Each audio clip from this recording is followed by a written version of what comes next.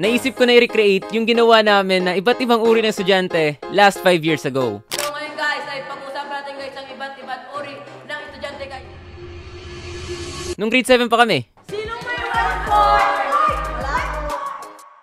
Pero the word recreate isn't giving. Since nung pinanood ko yung video ay may mga nakita ko doon na issues. First is yung flow ng story.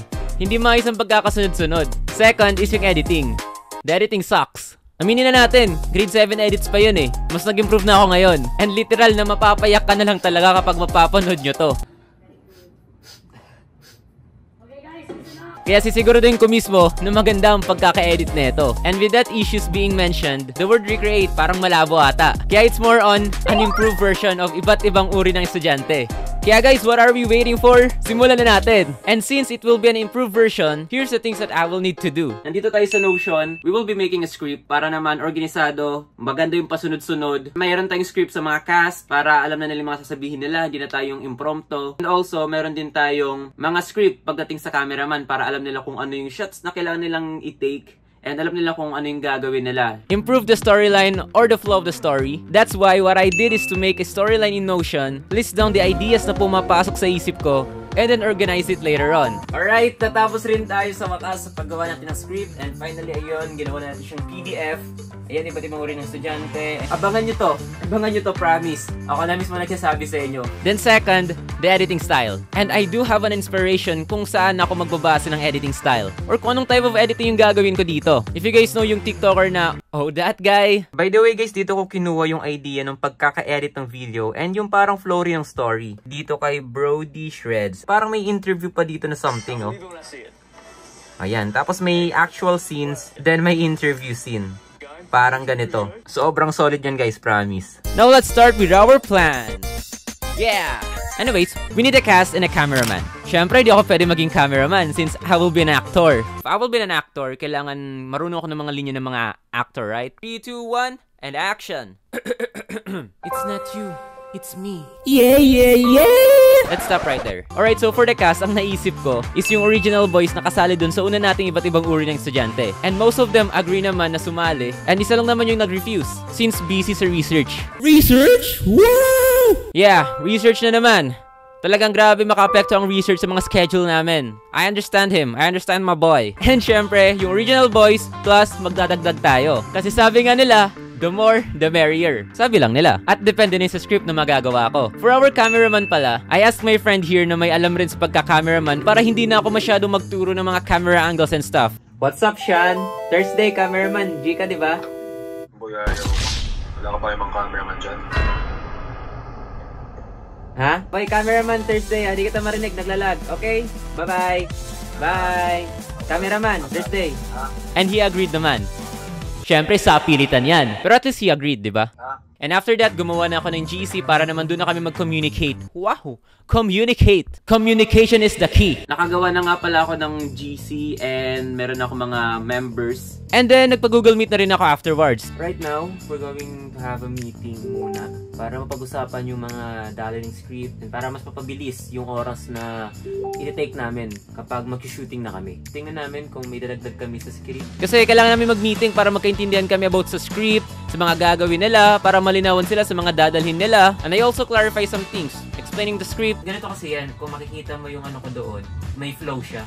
From early bird, merong late, merong, tapos yung nag-twist, tapos yung nag-ano. So parang may flow siya. Ang meron tayong role is kay Paul, tapos yung sa'yo, since gusto mong baguhin din. Ang kinatigdi, si teacher, garating sa sermon na habo niya itong paulit-ulit siya. At tapos siguro na, at dahil dyan, at dahil ginagalit niyo ako, kumuha kayo ng 1/4 at magki-quiz tayo. Tapos may masabi, ma'am 1/4. By the way, si GJ yung gaganap na teacher. Sa GJ, huwag ka na mag-uniform. Kahit mag-casual ka, go for casual. Or tito outfit, ganun. And other more, etc.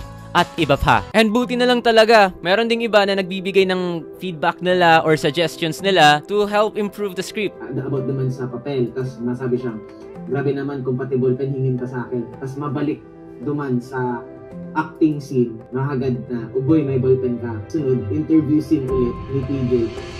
Yeah, natuwa naman ako doon dahil mas nag-improve talaga yung script. And also yung flow ng story. This will be my first time handling like more than 10 people in a project, kaya meron din akong pagdududa sa sarili ko kung kaya ko nga ba ito talaga ma-handle or if this project will go well. And syempre, nag-isip na rin ako ng mga backup plan just in case may worst case scenario na mangyari during our filming. And nag-print na rin ako ng script para naman mas ma-maximize yung time namin. Para walang mga, kumbaga, walang nasasayang na oras. Kasi ang sabi ko ba naman sa kanila, it will just take like 1 hour and 30 minutes to 2 hours. Shooting day! Hi guys, so nakahanda na lahat yung mga equipments na gagamitin natin and we are on the way to our school.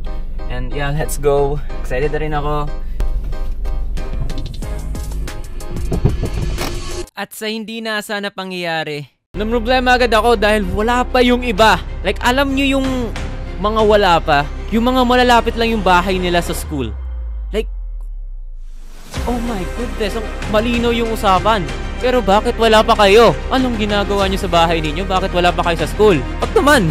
I didn't expect that. Di ko nasama sa mga factors yung pagiging late. Nag-isip ako ng backup plan tapos di ko man lang pala naisip yung pagiging late ng ibang members. Napakagaling. Di ko to nasama sa mga factors na that would affect our filming. Kaya may mali rin ako. Hanggang sa lumipat na kami ng ibang classroom since naunahan na kami nung ibang gagamit rin ng room. And kahit na nauna kami, ay pinaubaya ko na lang sa kanila. Since kulang pa kami at hindi pa kami makasimula. Tsaka plus may activity sheet sila, kaya talo kami doon. Nung dumating na nga pala yung mga latecomers, another problem na naman. Oo, problema na naman uli. Kasi yung mga cast na may mga backlogs ay kailangan na pala nila tapusin within that day. Alam niyo yun kasi submission ng mga ibang outputs is within that day. Kaya kailangan nila yung tapusin. O kaya ang nangyari, ayun, umalis muna sila sa set. Whew!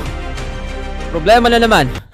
And syempre, sabi ko sa kanila na hintayin namin sila kasi nga hindi kami pwede makapag-film nang hindi kompleto yung mga estudyante. Because that would affect our filming, the storyline of the content. While waiting for others, I decided na i-film muna yung mga teachers na scene. After nung pag-film ko sa teacher scene, napaisip na lang ako na meron pang mga interview scenes. At lagpas na sa 2 hours na napag-usapan namin na oras. And may iba na nagpapaalam na sa set since may mga lakad pa sila or may kailangan pa silang gawin. Kaya kinakailangan ko ng mag-decision talaga agad. Kung itutuloy ko pa ba by changing the script or hindi na. Since ito na lang yung one and only free time namin, I decided to stop the filming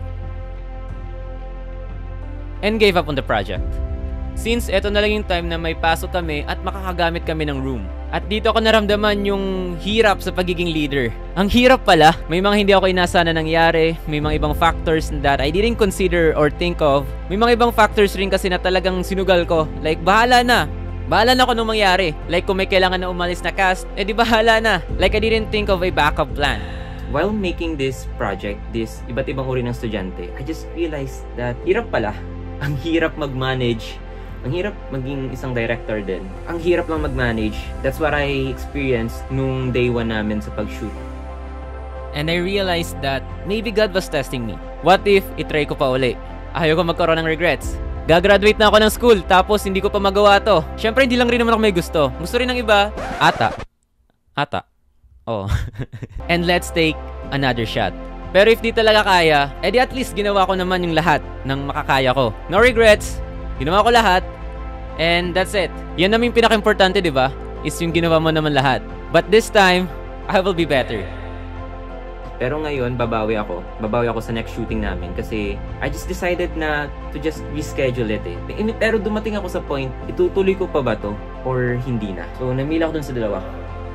Since I know my weaknesses, alam ko na kung saan ako nagkamali, and I know where to improve on. So, let's try ulit. I first started with asking them if they are G pa for shooting sa time and day na binigay ko. May iba na G, at may iba na rin na hindi na. And what I mean by G is they are willing to commit in this project. Since majority naman is G pa in this project, pumunta na ako ng school to request for an activity sheet. Ang bait ng advisor namin. So yeah, pinirmahan niya yung activity sheet natin. And yeah, siguro possible na ma-reschedule yung possible maka-film sa iba't ibang uri ng estudyante. Let's go. Buti na lang talaga pumayag yung advisor natin na bantayan tayo during the date and time na binigay ko. And pumirma rin yung principal. Let's go. Tuloy yung ating iba't ibang uri ng estudyante filming. And nakapagpapirma na tayo sa principal, sa advisor natin. So may pag-asa talagang matuloy yung project na to. Here's the issues or factors that affect our previous filming based on my observations. Some casts aren't that committed, backlogs, latecomers, and gutom. So I need to resolve that issues. But how? Regarding to the first issue, which is commitment, I told them na if they can commit, then they can leave the project na. Since what I need right now is a cast that are willing to commit for this project to be a success. I know na they won't benefit much from this, and I told them naman na this is voluntary at walang sapilitan. Ata. And yung iba, the reason for doing this is for nostalgia and for memories na rin dito sa school. Regarding to the second issue is yung mga pending backlogs nila. I told them before the day of shooting, they must accomplish all their backlogs because I want na itong project na lang yung iisipin nila at wala nang iba. Eto lang, wala nang iba. Alright? Gusto ko itong project lang iisipin ninyo. Ayoko kasi ng may ibang kahati. Ang cringe, no? Regarding to the third issue is yung mga latecomers. So my plan is to start at 8 AM until 12 PM. But I know kapag sinabi natin na 8 AM, either 8:30 or 9 sila darating. Pero what can I do, di ba? Tayo na lang mag-adjust. Wala naman tong kontrata eh, kaya ang ginawa ko na lang, I told them that 7:30 AM we will start filming. So guys, here we go. Punta na tayo sa school. On the way na tayo since yung meetup natin doon is before 7:30 AM. And mag-i-start naman talaga actually. Sana makastart tayo 7:30 AM. Siguro mga 8 AM tayo makakasimula doon. Kasi yung activity sheet na pinapirmahan ko is 8 AM to 12 noon. So sana makastart tayo as soon as possible. And pupuntahin muna natin yung bahay ng isa nating cast. And sasabay kasi sa atin. Alright? Ang tagal. Ben tagal. And guess what? 7:30 AM. Malapit na kami makompleto. Ang aga nyo ngayon ah. Nice one. While waiting for others, I prioritize this cast muna since he'll be leaving like 10 AM. And buti na lang yung role niya doesn't need much presence sa classroom. Tinapos na namin yung mga scenes niya outside the classroom para malesen yung mga mamayang scenes niya. And by 8 AM, nakasimula na kaming lahat sa filming. Late ka na naman, Mr. Tristan! Diba? Like, oh my goodness, kailangan pala talaga magpa 30 minutes palugi ka, no? Pero anyway, solid talaga kapag kompleto. Filming where all of the team are present is so good, mas napapabilis yung mga trabaho. There are times rin na pasaway rin yung ibang members or ang likot nila. Pero the good thing naman is napagsasabihan naman sila. And pag nagfi-film na, seryoso naman sila sa script nila. Sir! Sir! Tingnan ko yung sa likod ng kopyahan! Hindi naman! Yan, sir! In this project, we need two types of scenes. One that actual takes, and two, the interview scenes. Regarding to the last issue, is yung foods. Back then, may mga nagugutom na and want mo na mag-recess. And that's why, nagpabili na lang ako ng snacks sa cast na on the way na dito. Since nung pagpunta natin sa 3N Bakery, hindi pa pala dyan ba open yung ano ngayon? 3N? Ano oras yan? 9? 9? Ay, sarado pa. This is just in case na magutom sila, ay may snacks tayo na handa. And hindi na sila alis-alis pa sa classroom. And finally, tapos na rin tayo sa wakas sa ating iba't ibang uri ng estudyante na project. And right now, dito na sila lahat yung mga natira.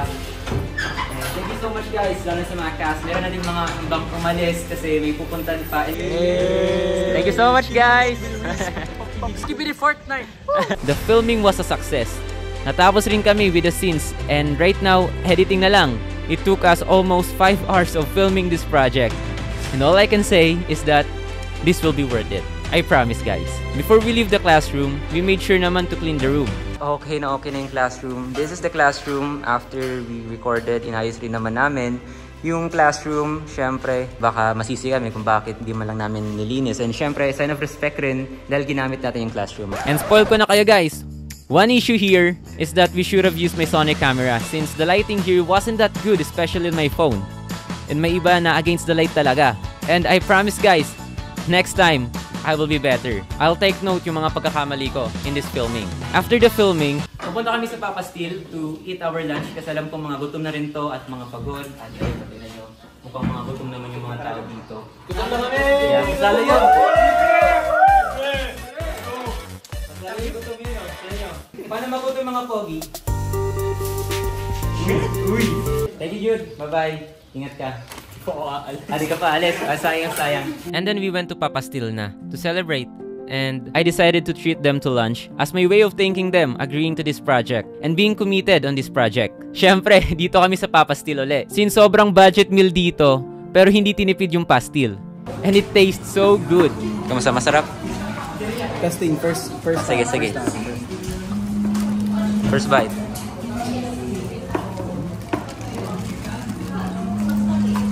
Solid. Mga solid 9. Solid 9. Oh, sarap. At least, bago kami maghiwa-hiwalay, ay nabusog rin naman kami.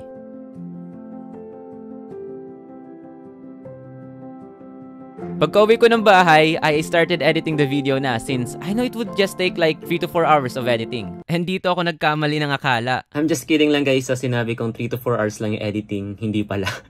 Mali pala ako dahil alam nyo, dapat 3 to 4 hours lang editing neto. Kaso nga lang umabot ng 5 to 6 or 7 hours ata. Alam nyo kung saan ako natagalan? Sa paghanap ng mga music. Like yung mga walang copyright na music or kung ano yung bagay na music, sound effects, ganun. Doon ako nahirapan like, Hirap maghanap. And also kung ano yung introduction ko dun sa video. Right, look at this.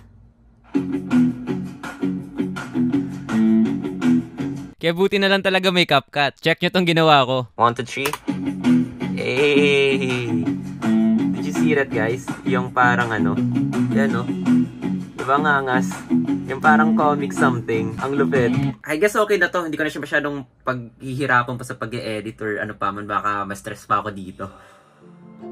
I realized in making this project, napakahirap pala. As in, mahirap siya since kailangan mo sundin talaga yung flow ng story. Kumbaga, in order na para maganda yung kinalabasan, kailangan mo talaga paghirapan. Kailangan talaga mahirap yung gagawin. At least ngayon, nasasanay na ako paunti-unti. Mahirap siya, pero masaya.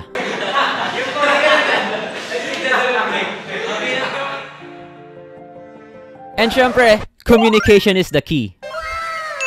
It is the important thing, lalo na sa mga members ng team. Like, if they have issue or something, they need to tell me. Mas madali matapos ang isang project kapag cooperative naman yung lahat and if they are committed talaga sa project. This is my first time managing more than 10 people in a project. Kaya sa una, talagang mahirap. Pero once I get used to it, unti-unti ko nang nagigets kung paano sila i-handle. So na lang talaga mahirap. Kasi once you get used to it, madali na lang yan. Ang pinakamahirap talaga sa pagiging leader or in leading a team is for me to decide kung itutuloy ko pa nga ba yung project or hindi na. That was a moment of me giving up on a project or kung itutuloy ko pa ba.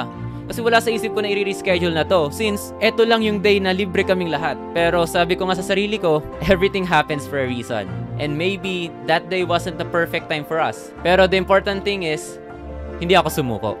I didn't give up on this project. Yung iba rin, maybe if I didn't cancel the filming back then, maybe the video quality will be so trash or like, alam niyo yung parang minadali lang, parang ganun yung mangyayari. And I don't want like that. I am happy with the results right now. Kita naman sa ngiti ko, di ba? I wanna thank you them on being cooperative and being in this project. I love you guys. Mwah, mwah, mwah. 3 kiss na yan. Without you guys, this project wouldn't be possible. Kaya thank you so much talaga. And syempre, thank you rin sa little bro ko na tumulong rin sa akin sa pag-cameraman. Kasi without him, our footage or scenes ng behind the scenes natin will be just limited. Since my little bro was the one recording ng mga behind the scenes in our Sony camera. And that's all guys in this video and I hope you guys enjoy. And if you guys do enjoy talaga, make sure you guys subscribe and click yung notification bell sa YouTube channel natin. And kapag sa Facebook page naman kayo nanonood, make sure you guys follow my Facebook page kasi baka lang naman. O sige na, para mag-follow na kayo, kiss ko na lang kayo. Mwah. Love you guys. And that's all guys sa behind the scenes na to and my experience on leading this project. Yun lang. Mwah.